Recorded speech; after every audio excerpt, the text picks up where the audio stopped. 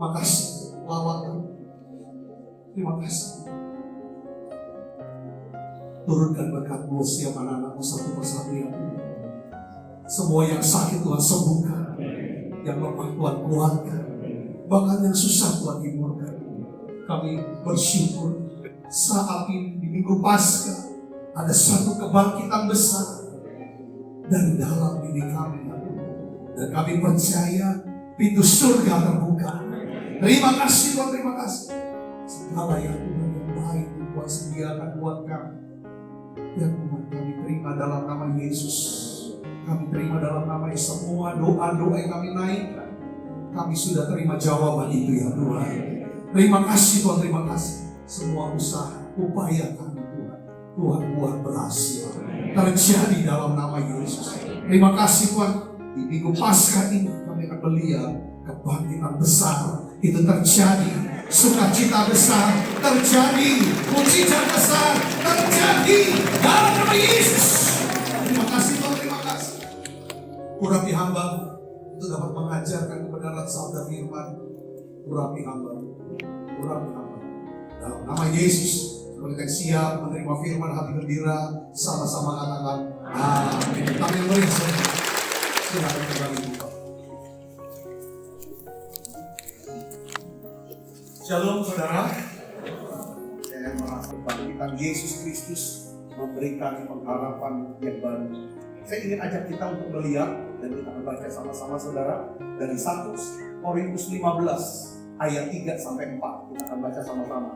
Korintus 15 ayat 3 dan 4 kita baca. 1, 2, 3. Sebab yang sangat penting telah kusampaikan kepadamu, yaitu apa yang telah kuterima sendiri, ialah Kristus telah mati karena dosa-dosa kita sesuai dengan kitab suci. Baca keras. Ayat yang keempat, bahwa ia telah dikuburkan dan bahwa ia telah dibangkitkan pada hari ketiga sesuai dengan kitab suci. Katakan amin.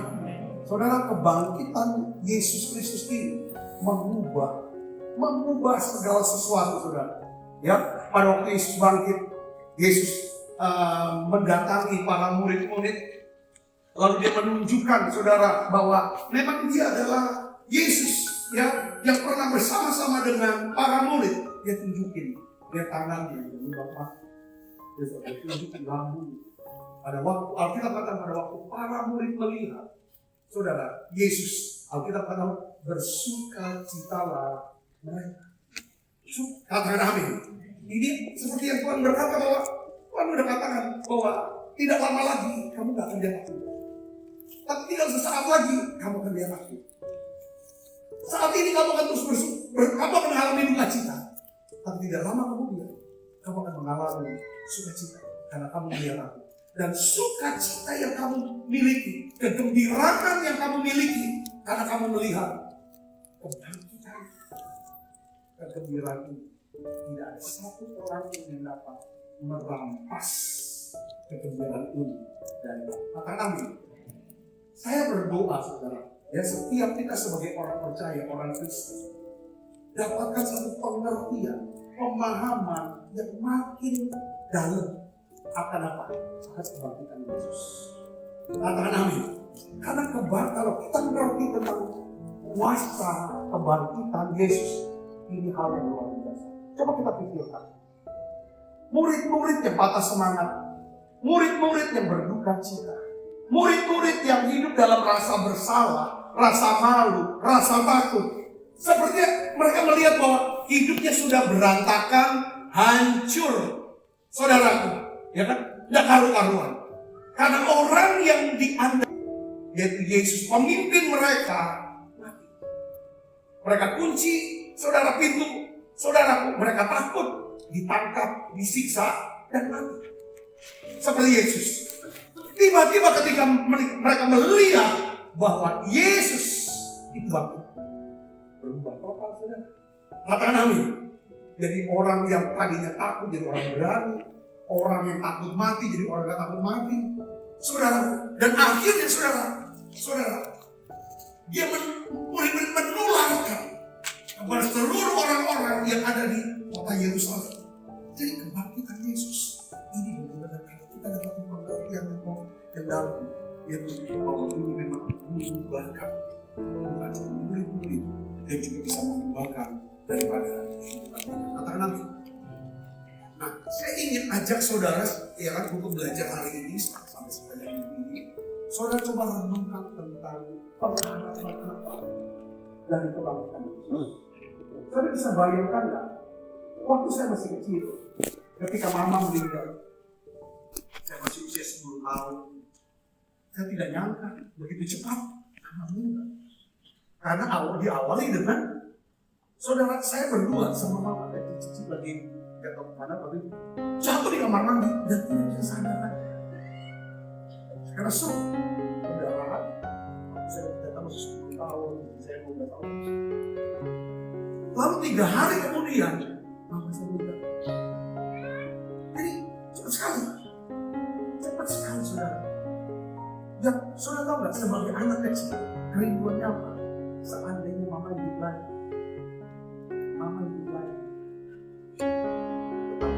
Apa mungkin hidup lagi? Jasanya saja, saya sendiri yang bakar. Saya laki-laki yang bakar. Mama saya bakar. Bakarnya cuma pakai kompor. Sudah zaman dulu cuma pakai kayu-kayu, disiram bensin, pakai hiong itu sudah laku. Tapi walaupun saya tahu saya sendiri yang bakar mayat mama saya, tapi ada satu kerinduan. Seandainya mama bisa hidup lagi, pulang ke rumah, kabar-kabar ini, dan itu kami percaya. Karena tetapi ini saudara bayangkan Yesus. Mereka lihat dengan mata kepala sendiri badan Yesus, sekucur tubuh Yesus hancur. Kita udah tahu dipukul lah, disiksa, dicambuk dengan ujungnya itu, saudara, yang duri itu saudara kan 39 kali keluar daging campur darah, hancur semua, disalibkan dan mati terkulai. Saudara, mereka lihat Yesus sudah dikubur. Tiba-tiba Yesus datang lagi dan datang. Yesus kasih kata-kata yang buat mereka sudah menjadi orang yang datang. Sekarang ada apa? Saya ingin bagikan hari ini tentang kebangkitan Yesus ini. Apa pengharapan? Pertama, ini pengharapan kita mau pegang, ini jaminan. Pengharapan itu jaminan. Katakan amin. Karena orang yang berharap sama Yesus, pengharapannya bukan pengharapan kosong. Karena pengharapannya ada jaminan. Katakan amin. Ada kepastian. Makanya pengharapan tidak mengecewakan. Karena ada kasih Allah yang curahkan dalam hati kita. Yang pertama saudara, pengharapan kita ini adalah kebangkitan Yesus adalah apa? Bukti terbesar bahwa apa? Segala dosa dan kesalahan kita telah sepenuhnya apa? Katakan amin. Efesus 1 ayat 7 ini dasar firman-Nya.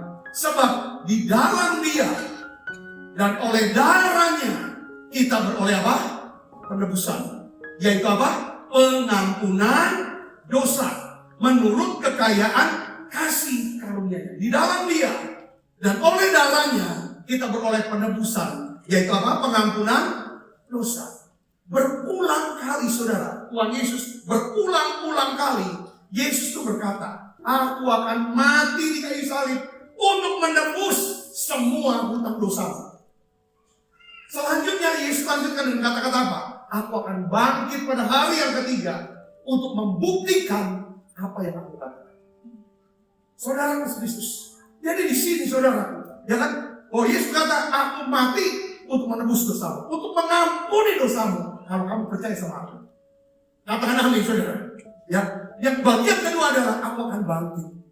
Bayangkan kalau Yesus tidak bangkit, maka perkataan yang pertama, ya kan, itu tidak terjadi. Tapi kalau Yesus bangkit, apa yang dikatakan itu adalah bukti terbesar. Kebangkitan Yesus adalah bukti terbesar.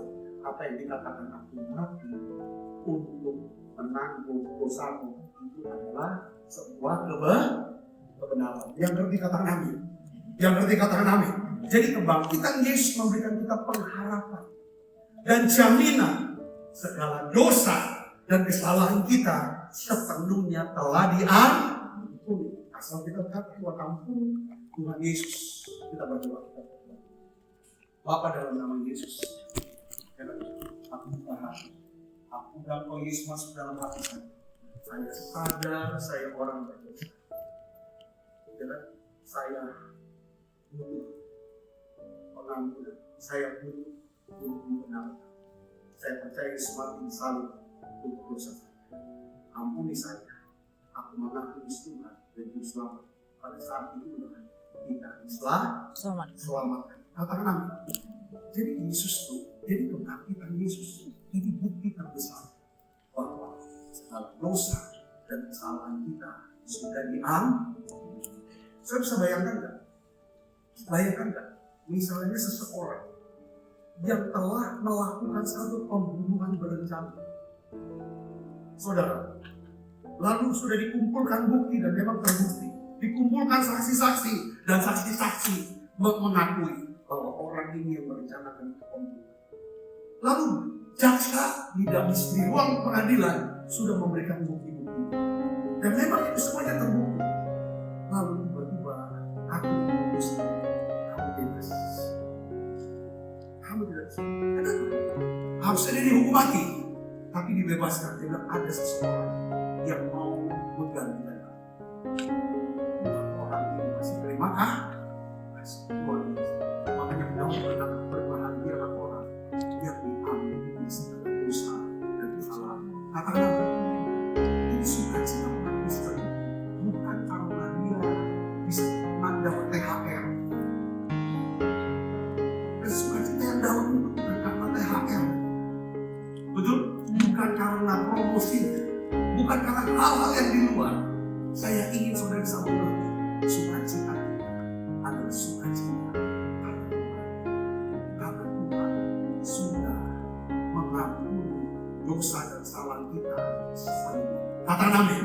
Sukacita karena kita diselamatkan. Katakan amin. Ini karya yang Tuhan kita. Kita semua tidak ada yang sempurna. Setiap kita tidak ada yang sempurna. Setiap kita pasti ada salah. Betul kan? Setiap kita pasti bisa buat salah. Dan orang lain juga bisa buat salah. Setuju kan? Karena kita semua tidak yang sempurna. Orang-orang juga. Orang-orang di rumah, orang-orang di kantor, mereka bisa berbuat salah. Kalau kita sadar bahwa semua kita tidak dikatakan orang yang tidak, orang-orang yang sudah pernah berdosa dan bersalah, saudara, otomatis karena Tuhan sudah menyediakan pengampunan, seharusnya kita begitu, ya kan? Dengan apa? Suka memberikan pengampunan. Katakan amin, saudara. Ya. Nah, Yesus bangkit di atas kayu, bangkit dari kematian. Itu bukan cuma mengampuni, tapi juga dia membebaskan kita dari rasa bersalah. Saudara, kebangkitan Yesus membebaskan kita dari rasa bersalah sepanjang sisa. Ini penting, saudara.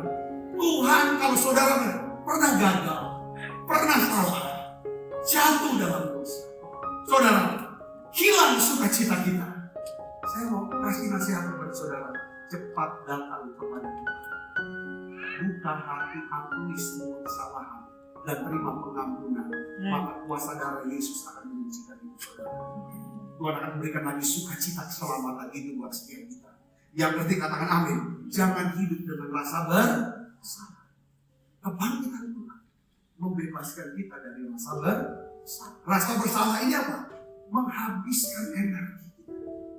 Rasa bersalah ini menguras daripada pikiran, jadi stres. Rasa bersalah merampas sukacita dan ketenangan hidup kita. Nah, kebangkitan Yesus memberikan kita pesan penting. Segala dosa dan kesalahan kita sepenuhnya telah diampuni. Dan Tuhan membuat kita benar di hadapan Allah. Ini hal yang luar biasa. Ini dasar yang pertama. Saudara tangkap baik. Aku bisa datang kepada Bapa dalam nama Yesus, karena Yesus sudah mati. Ya kan? Aku bisa menghadap Allah yang Maha Kudus. Aku bisa beroleh kemurahannya, rahmatnya, pertolongannya. Karena kebangkitan Yesus, ya kan, merupakan bukti terbesar bahwa segala dosa dan kesalahan saya sepenuhnya telah diampuni. Katakan amin saudara. Tidak bisa masuk lagi. Kita nggak ada lagi tuduhan bersalah. Itu yang pertama. Yang kedua yang saya mau kasih tahu adalah pengharapan tentang kebangkitan Yesus Kristus adalah bukti terbesar bahwa kematian telah kehilangan kekuatan kuasanya. Kematian telah kehilangan kekuatan kuasanya. Saudara, ini pengharapan buat kita. Mari kita buka Alkitab kita dari Ibrani 2 ayat 14 sampai 15. Kita baca sama-sama saudara. 1, 2, 3. Karena anak-anak itu adalah anak-anak dari darah dan daging, maka ia juga menjadi sama dengan mereka dan mendapat bagian dalam keadaan mereka, supaya ia oleh kematian ia memusnahkan dia, yaitu iblis yang berkuasa atas maut, dan supaya dengan jalan demikian ia membebaskan mereka yang seumur hidupnya berada dalam perhambaan oleh karena takutnya. Saudara perhatikan di sini saudara. Saya ingin ajak saudara untuk melihat Ibrani 2 ayat 14 sampai 15. Ini menjelaskan bahwa kematian Yesus, ya, waktu Yesus mati di salib, dia memusnahkan iblis, ya, yang berkuasa atas maut. Jadi saudara, iblis ini, ya, setiap orang pasti, semua orang di dunia ini pasti takut menghadapi kematian, takut akan kematian. Kebanyakan saudara yang kasih Kristus, ya, takut akan kematian. Nah, kematian Yesus di salib dan kebangkitannya, saudara, ya kan, dia menghancurkan kuasa maut dan rasa takut akan maut dengan jalan bangkit dari kematian pada hari yang saya mau kasih tahu. Tadi itu saya kasih contoh tentang mama saya, bahwa saudara tahu gak, kekuatan kuasa maut itu sangat powerful. Kekuatan atau kuasa kematian itu benar-benar sangat powerful. Tidak ada satu orang pun yang bisa, saudaraku, ya kan, menghidupkan orang yang paling dikasih itu yang meninggal, atau dia mencegah kematian ini. Tidak ada. Saudaraku, saya ingin jelaskan yang tadi. Mama saya jatuh di kamar mandi, tidak sadar, koma, 3 hari kemudian meninggal. Kita mau nangis, tenangis-nangisnya, dia tidak bisa hidup lagi. Kita goncang-goncangkan tubuhnya, ayo bangun, hidup lagi, tidak bisa bangun. Saudara, kita ngomong, dia tetap diam. Kenapa saudara? Karena kita tidak berkuasa untuk menghidupkan kembali. Hal ini membuktikan kuasa kematian sangat powerful sekali. Katakan amin. Tapi saya ingin beritahu kepada saudara, kebangkitan Yesus Kristus memberikan pengharapan dan jaminan kepada kita bahwa kuasa maut sudah dipatahkan. Kuasa maut sudah dipatahkan. Coba beri kemuliaan Yesus. Ayatnya ada nggak? Ada. Saya akan jelaskan pada saudara tentang saudara-saudara kita. 1 Tesalonika 4 ayat 14 sampai 17. Mari kita akan baca sama-sama. 1, 2, 3. Karena jikalau kita percaya bahwa Yesus telah mati dan telah bangkit, maka kita percaya juga bahwa mereka yang telah meninggal dalam Yesus akan dikumpulkan Allah bersama-sama dengan Dia. Sesudah itu kita yang hidup, yang masih tinggal, akan diangkat bersama-sama dengan mereka dalam awan menyongsong Tuhan di angkasa. Demikianlah kita akan selama-lamanya bersama-sama dengan Tuhan. Katakan amin. Apa arti ayat ini saudara? Artinya begini saudara, kalau kita percaya, ya, keluarga kita percaya, semua orang-orang yang kita kasih mereka orang percaya, ya, percaya oh Yesus mati dan bangkit, maka kita juga harus percaya mereka yang meninggal di dalam Tuhan, saudara, mereka akan dikumpulkan dengan Allah. Saudara dan saya masih hidup, ketika Tuhan datang kedua kali, kita akan songsong Dia di awan-awan, lalu kita kumpul bareng dengan orang-orang yang mengenal Tuhan. Saudara-saudara kita yang ngerti, katakan amin. Coba beri kemuliaan bagi Yesus. Nah, inilah kuasa kematian atau maut telah dipatahkan, saudara. Makanya saya sangat ingin, saya dorong saudara begini. Mungkin ada di antara orang-orang yang saudara cintai, yang saudara kasih, orang-orang yang dekat, ya itu keluarga, ya keluarga jasmani, mungkin orang tua, pasangan, anak, atau ipar dan itu keluarga jasmani. Keluarga jasmani sifatnya sama, ya kan? Tinggal siapa yang ngantar atau diantar ke kuburan. Setelah kita ngantar atau diantar, selesai sudah keluarga kita. Tuhan ingin setiap kita bukan cuma masuk sebagai keluarga jasmani, punya keluarga jasmani, tapi juga harus menjadi keluarga Tuhan. Katakan amin. Makanya kenapa saya menyarankan, bahkan saudaraku meminta dengan sangat, setiap pasangan-pasangan yang mau menikah, kamu kan mau membangun keluarga jasmani, nggak cukup, ya kan? Kamu harus juga membangun keluarga rohani. Katakan amin. Oleh karena itu pasanganmu adalah harus seimbang, sama-sama lahir baru. Katakan amin.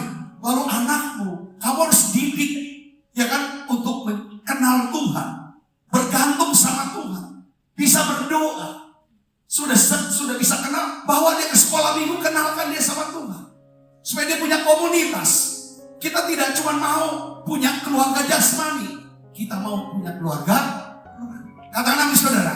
Kalau kita sudah sama-sama keluarga rohani, kita tuh nggak usah takut menghadapi kematian. Oh, nanti kita ketemu lagi. Katakan amin saudara. Kita dikumpulkan bersama-sama. Katakan amin saudara. Oh, ini salah. Saudara harus bisa, saya ingin beritahu satu hal yang sangat penting. Ini seperti teologi ya, tetapi pengertiannya, saudara, coba saudara doa pikir. Saya ingin kasih tahu bahwa kita sudah tahu bahwa kita hidup di dunia ini adalah paling lama 80 tahun, 90 tahun, paling lama 150 tahun. Nah, siapa yang mau umurnya 150 tahun? Coba katakan, saya doain. Oh, ada kelamaan Pak. Ya dah, kelamaan.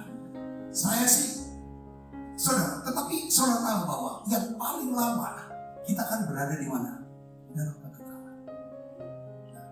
Saya mau bahas tentang Paskah ini. Paskah ini yang kita rayakan hari ini merupakan satu skenario besar daripada Allah Anak, Allah Roh Kudus. Untuk apa saudara? Supaya umat ciptaan bisa bersama-sama dengan Dia di dalam kekekalan. Kekekalan apa? Di dalam Yerusalem baru, langit dan bumi yang baru. Bukan bumi yang sekarang, bukan langit yang sekarang. Nanti itu akan ciptaan lagi, langit dan bumi yang baru. Kita tinggal sana dan Allah akan tinggal di tengah-tengah kita. Itu di kota Yerusalem baru. Yerusalem kan titik pusat daripada bumi, kota Yerusalem. Saudara, pemberian Allah yang terbesar bagi umat manusia adalah apa? Kehidupan. Katakan amin. Kejadian 2 ayat 17 kan, waktu Allah sudah menciptakan Adam, Dia berikan kehidupan dengan cara apa? Dia hembuskan nafasnya. Adam hidup. Saudara, dia punya tubuh, dia punya jiwa, dia punya roh. Serupa dan segambar dengan hidup yang Allah beri kepada Adam. Itu bukan hidup sekedar hidup, tapi hidup yang utuh, yang sempurna, yang kekal. Katakan amin. Memang saya pernah dengar khotbah daripada Catherine Kuhlman. Lalu disebut lagi oleh pendeta Benny Hinn satu kisah tentang skenario Allah tentang keselamatan. Saya ulang lagi saudara, saya jelaskan lagi. Sebelum Allah ciptakan manusia, alam semesta, ya saudara, ini cerita. Tetapi sebenarnya Alkitabiah benar, saudara. Catherine Kuhlman, ini Bapa, Anak, dan Roh Kudus. Kita punya Allah bukan 3, tapi 3 pribadi. Ya kan, itu lambang unity dan love and unity. 3 pribadi saling mengasihi dan unity. Katakan amin saudara. Allah yang punya kehendak, Anak yang mengeksekusi kehendak, dan Roh Kudus yang memungkinkan, memberikan kesanggupan untuk anak mengeksekusi daripada kehendak Bapa. Saudara di sini, katakan amin. Di keluarga juga gitu. Ada saya sebagai bapak, Bu Anis sebagai ibu, dan saya juga sebagai anak. Saya yang punya visi untuk keluarga ini. Anak harus kemana? Jadi apa? Bagaimana? Kita yang indikan sesuai dengan rencana Tuhan. Katakan amin saudara. Nah, mama membantu anak-anak ini mengeksekusi daripada visi si bapak ini. Katakan amin. Gitu juga dengan gereja. Gereja itu bapak, anak, bapak, ibu, dan anak. Bapaknya adalah gembala. Ibunya adalah para pekerja. Anaknya adalah jemaat. Saudara di sini katakan amin. Saya tahu. Di Tritunggal seharusnya unity. Bapak, mama, anak, unity. Kalau bapak, mama, anak, unity. Keluarga itu keluarga yang dahsyat. Saudara, katakan amin. 3 unsur ini harus utuh. Unity and love. Love and unity. Bapak bilang begini. Bagaimana kalau kita ciptakan, ya kan, manusia yang segambar dan serupa dengan kita, supaya manusia ciptaan kita ini kita bisa bersekutu dengan dia. Dia bisa menyembah kita sebagai Allah, pencipta, ciptaan menyembah. Supaya penyembahannya itu berasal dari kesadaran, kerelaan, keinginan diri sendiri. Kita berikan kehendak bebas kepada manusia. Karena kalau kita nggak kasih kehendak bebas untuk memilih, ya kan, taat atau tidak taat, ya kan saudara, taat atau mau berontak, nggak enak. Kayak kita, saudara, ngomong sama robot nggak enak, main sama boneka nggak enak. Betul saudara, harus sama anak. Kadang-kadang juga sama makhluk hidup. Kadang-kadang kalau nggak ada ya orang banyak biar anjing, nggak hidup. Karena punya kebebasan. Bapak bilang begini, karena dia kita ciptakan dengan kehendak bebas, yang bisa memberontak melawan kita. Waktu kita ciptakan, kita kasih kehidupan kekal.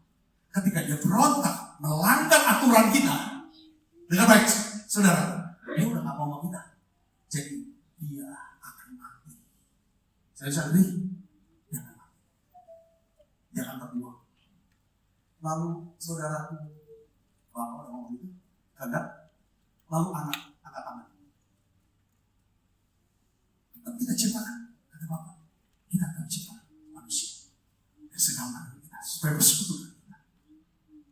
Kalau manusia jatuh dalam dosa, melanggar dan mati, ya, maka aku akan jadi manusia. Dan saudara, akan jadi manusia. Aku akan mati untuk tebus dosa. Aku yang tahu. Supaya lalu aku akan dikuburkan dan dia akan bangkit pada hari ketiga. Saudara, itulah nanti peta jalan buat manusia. Manusia pernah lahir, ada hidup, lalu manusia akan mati. Lewat kematian ini, Tuhan akan berikan lagi kehidupan yang kekal. Katakan amin saudara, kalau dia percaya.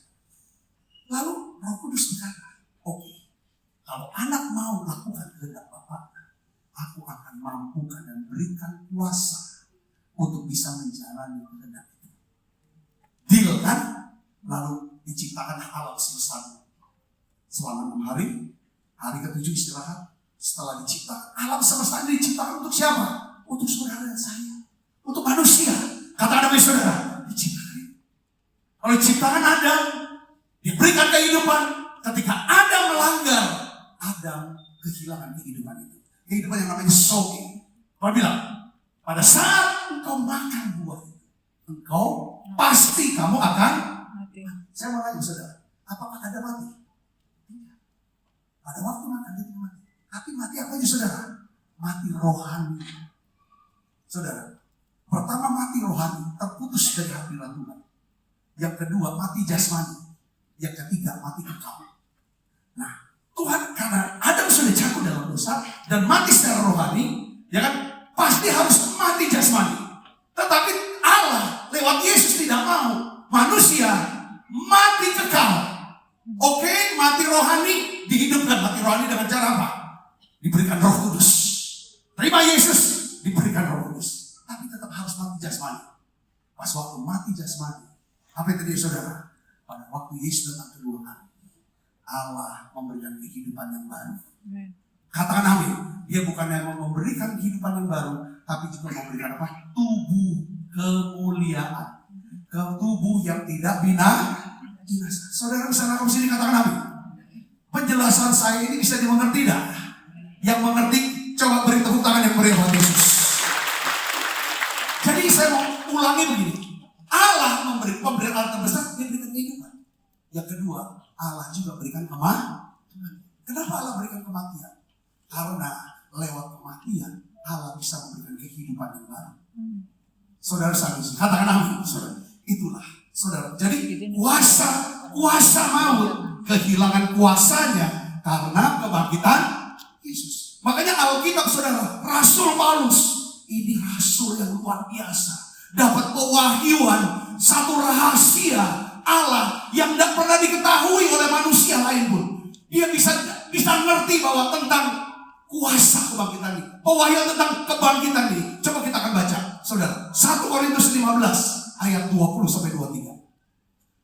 Saya hari ini khotbah dengan teologi yang begitu berat, tetapi saya berdoa, bahasa saya sederhana dan saudara bisa ngerti. Roh Kudus akan menjelaskan buat saudara. Yang ngerti katakan amin.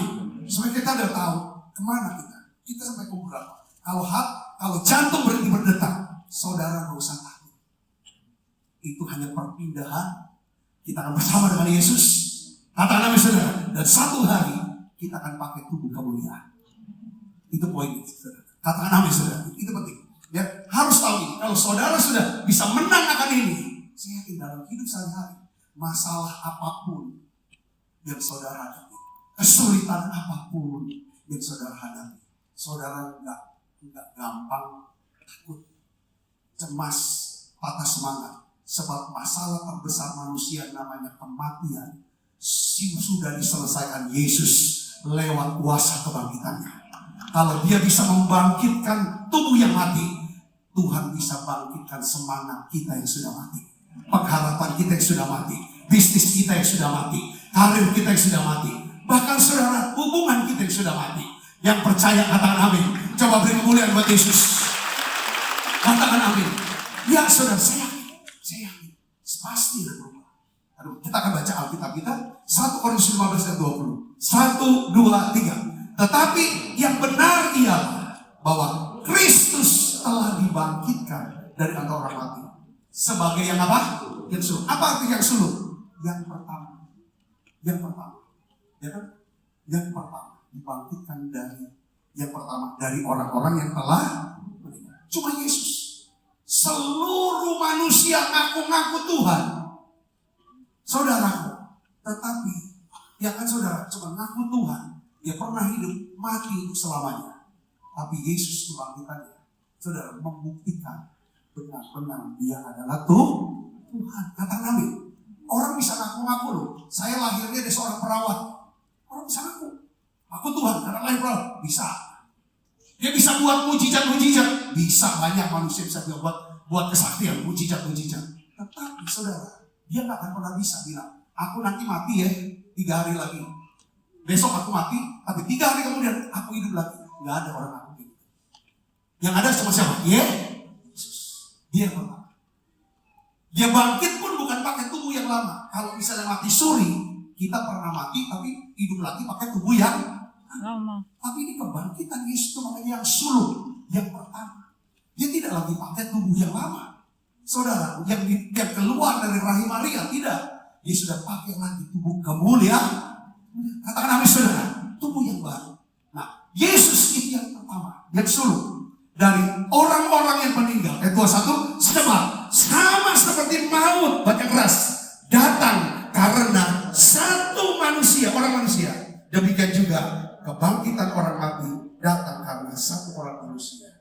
Ayat 22, karena sama seperti semua orang mati dalam persekutuan dengan Adam, demikian pula semua orang akan dihidupkan kembali dalam persekutuan dengan Kristus. Tetapi tiap-tiap orang menurut urutannya. Kristus adalah buah sulung. Sesudah itu mereka yang menjadi miliknya pada waktu kedatangannya. Katakan amin. Coba beri tepuk tangan yang meriah Yesus. Luar biasa. Yang ketiga yang saya ingin ajak saudara untuk merenungkan. Yang pertama, kebangkitan itu ada bukti terbesar bahwa dosa kita sepenuhnya ada di Dia. Yang kedua, kebangkitan Yesus adalah bukti terbesar bahwa kekuatan kuasa kematian telah dipatahkan. Katakan amin saudara. Yang ketiga, kebangkitan Yesus, saudara, mengubah seluruh aspek. Katakan amin. Tadi saya sudah jelaskan. Gimana caranya? Itu benar-benar pekerjaan Roh Kudus. Kuasa kebangkitan Yesus mengubah seluruh aspek hidup kita. Kalau saudara datang ya tahun 2000, saudara beribadah tahun, kan kita udah ada 2017 di Lembang, lalu 2018 kita pindahin ke Hotel Sanjaya, berjalannya waktu, lalu 2000 masuk sini, tanah kosong kita bangun, saudara tahun 2000. Saudara lihat, jemaat gereja berapa? Keadaan gereja bagaimana? Saudara, ya kan? Coba tanya, ada apa? Semua gereja kecil. Kalau kita bisa melihat hari ini perjalanan gereja ini selama 25 tahun, saudara, kita diberkati dengan gedung yang mewah, jumlah yang beribadah. Kemarin hari Jumat Agung katanya bisa sampai 2.800. Saudara, ini sekitar bisa 2.000 penuh. Saudara, Yesus. Ya kan kapasitas gedung ini kalau Pak pandetin di ruangan AB 3.500. Kalau total semua 5.000. Saudara, ini bagaimana kok bisa berkembang besar gereja ini? Kuasa kebangkitan. Kita selalu ngomong tentang kuasa kebangkitan ini. Kuasa kebangkitan itu apa? Siapa? Roh Kudus. Roh Kudus yang bangkitkan Yesus. Roh Kudus itu ada di dalam hati kita. Roh Kudus inilah yang kita aktifkan. Dengan cara apa? Kita berdoa. Kita minta jiwa-jiwa Tuhan diselamatkan. Jiwa-jiwa disembuhkan. Jiwa-jiwa diubahkan. Tuhan, ini sudah banyak jiwa sudah datang. Tuhan berikan gereja lebih besar lagi. Tuhan bilang beri tanahnya, bangun gedungnya. Tidak punya kemampuan apa-apa dari segi keuangan, dari segi kemampuan apapun tidak bisa. Saudara, kemampuan kita terbatas, tapi Tuhan berikan kita kuasa kebangkitan. Siapa namanya? Roh Kudus dalam setiap kita. Semuanya punya niat, semuanya punya keinginan. Kami mau punya tempat ibadah yang lebih besar. Saudara digerakkan oleh Tuhan membawa persembahan untuk pembangunan, membawa persembahan, lalu akhirnya terbangun gedung. Katakan amin. Ketika Tuhan berkata lagi, ya kan saudara, ya kan di masa pandemi di mana orang semua susah secara keuangan, kita semua susah secara keuangan, tapi Tuhan kasih kita visi. Roh Kudus yang membangkitkan Yesus, Roh Kudus itu yang berbicara pada kita. Akan ada satu sekolah yang akan mendidik anak-anak, bukan cuma mereka, ya kan, akan cerdas dalam intelektual, tapi mereka cerdas secara spiritual, secara emosional, dan mereka akan menjadi anak-anak yang hebat, yang akan mengubah kota ini dan kota-kota yang ada di Indonesia. Kamu bangun sekolah, namanya apa? Bethesda. Bethesda artinya rumah kemurahan. Biar kita mencetak daripada murid-murid yang murah hati, seperti Yesus yang penuh dengan kemurahan. Saudara, akhirnya singkat kata kita tahu, sekalipun keadaan seperti tulang-tulang kering kalau kita lihat keadaan Indonesia, ya kan, keadaan ekonomi semua, Tuhan bilang bangun gedung sekolah, bangun itu, dan kita bilang ya Tuhan. Bagaimana caranya? Ya kan, Roh Kudus yang membangkitkan mayat Yesus. Ya kan, Roh Kudus yang sama ada dalam hati. Apa yang tidak mungkin menjadi mungkin. Itulah kuasa kebangkitan. Katakan oleh saudara, itulah kuasa kebangkitan. Makanya saudara, Paulus dia menjelaskan saudaraku di dalam 1 Efesus 19 ayat 20. Kita baca sama-sama. 1, 2, 3. dan betapa hebat kuasanya bagi kita yang percaya. Baca keras 1, 2, 3.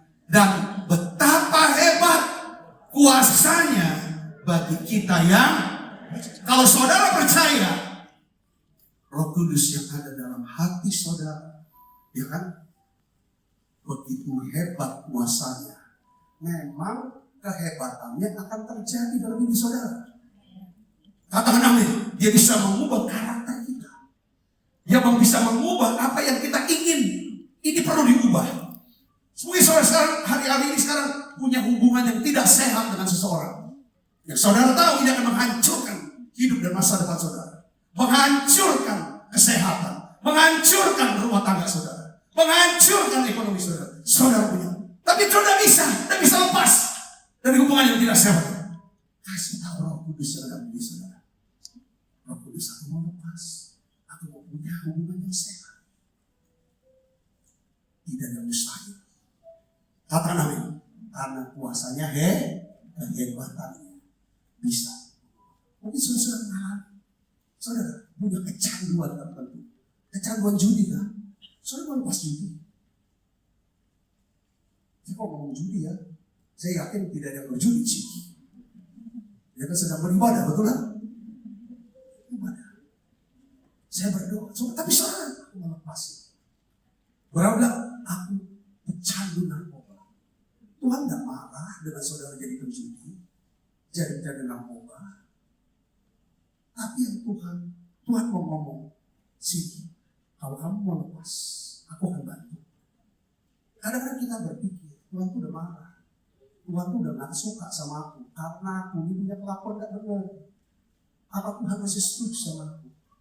Saya mau katakan, Tuhan itu tidak pernah tolak orang yang mau datang sama dia. Katakan amin. Bahkan perempuan yang ketangkap, OTT, berzina, dibawa ke Yesus. Yesus perlakukan dengan secara bermartabat. Katakan amin. Itu.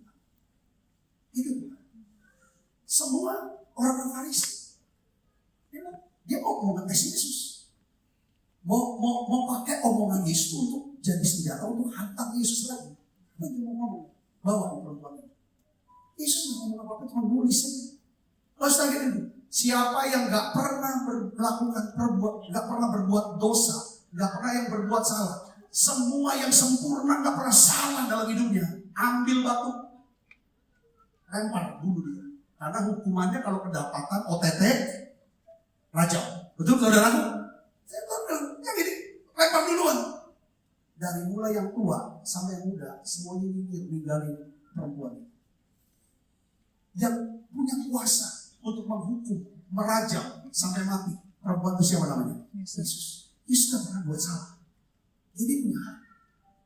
Kalau saudara tidak pernah buat salah, tidak pernah berbuat dosa, tidak pernah gagal, saudara punya hak berhukum orang. Tapi sayangnya kita semua adalah orang yang pernah berdosa, pernah bersalah, pernah gagal. Jadi kita tidak punya hak untuk menghukum orang. Katakan amin. Serahkan ke hukum, serahkan ke hakim. Nanti saudara, dan apa yang Tuhan katakan? Apakah ada yang menghukum kamu? Ada yang menghukum kamu? Tidak ada Tuhan. Tidak ada. Aku pun tidak menghukum kamu. Kalau aku punya, pergilah.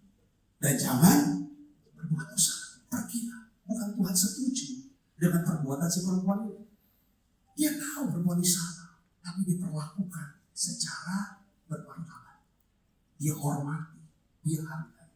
Saya katakan, kadang tuh kalau orang udah salah, ya kan saudara, sama kita, supaya puas ego kita, kemarin untuk puaskan ego kita, kita bikin dia sampai rasanya tak ampun, rasa bersalah, rasa malu, kita buka semua aibnya, dan semua orang tahu, sampai puas, tapi nggak pernah puas.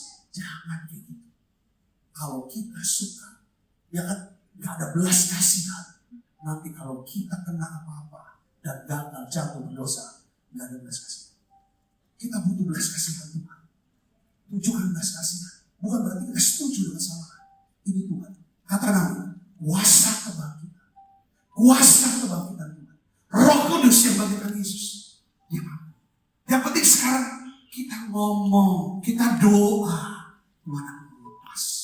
Saya ini orang yang pemarah, emosi, sombong, selalu besar-besar. Ampuni aku Tuhan, berikan aku hati yang lemah lembut, rendah hati. Katakan amin. Katakan amin. Kuasa kebangkitan. Dia akan sanggup mengubah hidup kita. Dari karakter kita. Kadang kita tuh senang bikin suami tuh, istri tuh gak keenakan. Kalau dia udah salah, kita hajar bisa-bisa dengan kata-kata kita. Sampai dia tuh merasa gak keenakan. Orang hari ini kuasa Tuhan tidak boleh.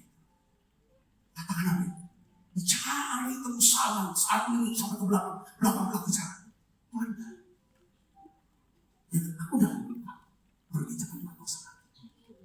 Katakan amin saudara. Setiap kita juga tidak bisa nolong diri kita sendiri. Kita ini tidak sempurna, kita tidak punya seluruh kesanggupan untuk bisa menyelesaikan seluruh kebutuhan kita. Setuju tidak saudara? Jadi kita butuh orang lain, kita butuh Tuhan. Katakan amin. Contohnya apa? Seorang lumpuh yang 38 tahun menantikan kesembuhan di kolam Bethesda. Saudara, sampai dia marah. Ditanya sama Tuhan, mau gak kamu sembuh? Ya, tapi sebelum Tuhan tanya, Alkitab katakan, Tuhan melihat dan Tuhan sudah tahu keadaannya. Kalau saudara sedang ada masalah ini, satu keadaan yang begitu membuat saudara takut, sedih, susah, bingung. Saya mau kasih tahu, Tuhan itu tahu, Tuhan melihat, Tuhan peduli. Katakan amin. Oke, Tuhan tanya sama dia, maukah kamu sembuh? Apa jawaban si orang lumpuh? Tuhan, tidak ada orang yang tolong aku. Ketika air digoncang oleh malaikat, ya kan? Tidak ada tolong, orang angkat aku. Kalau aku toh mau datang, orang sudah pergi selalu. Dia mau ngomong, ada dua pihak yang aku butuh. Aku butuh orang lain tolong aku, tapi orang tidak tolong aku. Ya kan? Yang kedua, aku butuh juga pertolongan Tuhan. Tapi sampai hari ini 38 tahun aku gak dapat pertolongan. Apa perkataan Yesus? Yesus dia bilang, kamu sih gini. Enggak. Tuhan dia bilang, bangun, angkat tilam, dan berjalan. Bangun. Saya gak pernah bangun. Seumur hidup saya gak pernah bangun. Kamu dengar omongan saya. Kalau kita sudah dengar perkataan Tuhan, firman Tuhan, kita dapat firman Tuhan. Apa yang tak pernah kita buat, kalau dia suruh kita lakukan, berkata ya Tuhan, doakan itu, saudara akan bangun. Katakan amin saudara. Angkat tilam. Kenapa saya angkat tilam? Kenapa angkat tilam? Tilam ini diangkat. Selama ini tilam tempat dia tidur kebiasaan. Kalau kamu bangun pagi, sekarang hari ini hari kebangkitan, yuk kita bangkit rohani kita, bangkit lagi iman kita, bangkit lagi pengharapan kita, bangkit lagi kasih kita. Yang kedua, angkat tilam. Maksudnya buang kebiasaan yang lama. Katakan amin. Kebiasaanmu adalah duduk di tilam, tidur di tilam. Sekarang tilam yang diangkat di atas. Katakan amin. Lalu apa? Berjalan, maju jalan. Aku gak pernah jalan. Coba. Kuasa Roh Kudus akan mampukan kita untuk 3 hal. Bangun, angkat tilam, berjalan, beri kemuliaan Tuhan Yesus. Saudara berkati, udah besar hari ini. Saya mengaku dengan mulut saya. Saya mengaku dengan mulut saya bahwa Yesus adalah Tuhan saya. Saya percaya dalam hati saya bahwa Allah telah membangkitkan Yesus dari antara orang mati. Dan hari ini, saat ini, saya menerima keselamatan sejauh itu, berkat yang utuh dalam nama Yesus. Terima kasih ya Tuhan, terima kasih. Doa saudara, doa dalam nama Yesus. Saudara boleh doa. Aku berdoa ya Bapa dalam nama Yesus. Biarlah ya Tuhan, kami akan melaksanakan, ya Tuhan, menyelesaikan setiap tugas yang Tuhan beri buat hidup saya Tuhan. Biarlah kami mau hidup ya Tuhan, ya Tuhan, dengan sukacita, kami percaya kebangkitan Yesus merupakan bukti terbesar bahwa segala dosa dan kesalahan saya telah sepenuhnya diampuni. Terima kasih Tuhan, saya bebas, saya hidup bebas dari rasa bersalah. Tuhan, terima kasih kebangkitan Yesus. Kami tidak takut lagi menghadapi kematian, karena kami tahu ya Tuhan, Engkau sedang akan memberikan tubuh kemuliaan buat kami. Yang ketiga Tuhan, Engkau ubah kami. Terima kasih Tuhan, bungkus semua anak-anakmu dan kuasa dalam. Malaikat yang berpasukan melangkah hidup kami semua. Limpah rahmat rezeki Tuhan berikan. Kesehatan, kekuatan di dalam hidup kami. Sebentar kami akan makan perjamuan kudus di Minggu Paskah. Biar ya Tuhan, kami mau ya Tuhan percaya Roh Kudus yang ada dalam diri kami. Kalau kami berdoa, kami mau berkata tidak ada mustahil. Tidak ada mustahil bagi Engkau sanggup mengubah karakter kami. Engkau sanggup mengubah hidup kami, keadaan kami. Dalam nama Yesus kami berdoa. Haleluya. Amin.